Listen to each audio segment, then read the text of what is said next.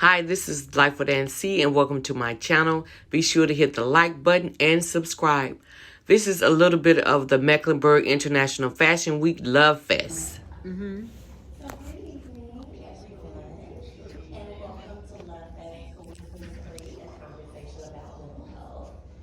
Many of us, if not all of us here in this room today, have been impacted by the numerous social, political, and global health crises that we've encountered as a society over the last several years.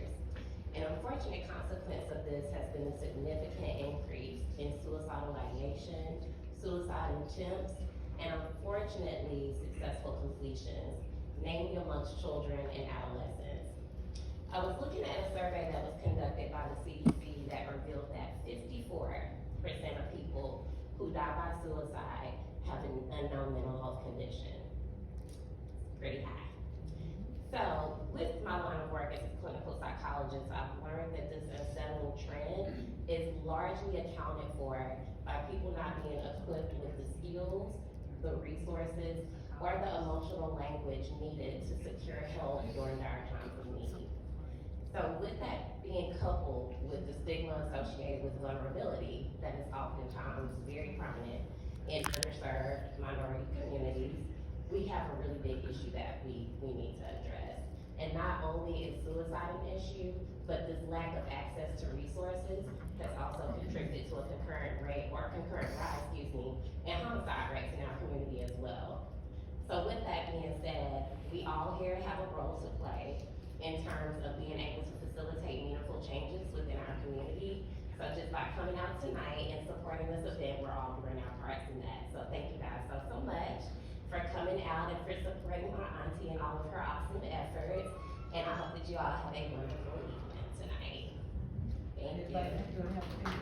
I think we have to normalize it because men are human too, right? And I think about even when you think about like child rearing practices, we have a little boy who trips and falls, and you tell him, do it, big boy, don't cry, get up, brush it off, shake it off. Whereas a little girl falls, it's like, oh, sweetie, okay, oh, I know. Like, so we socialize our children differently. So I think even by normalizing that, when we're raising our children is a good place to start, but for the people who are already grown, there's actually a book that one of my clients recommended that she actually purchased for her boyfriend, and it's called Dear Black Men.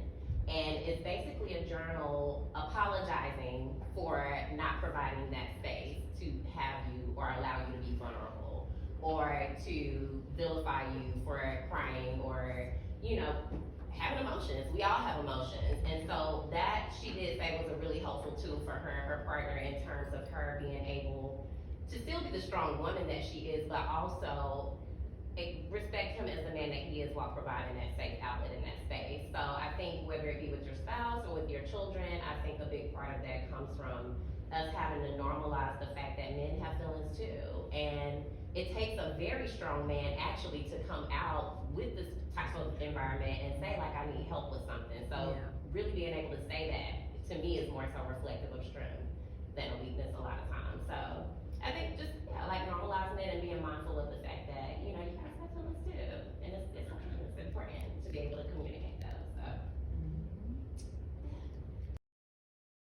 So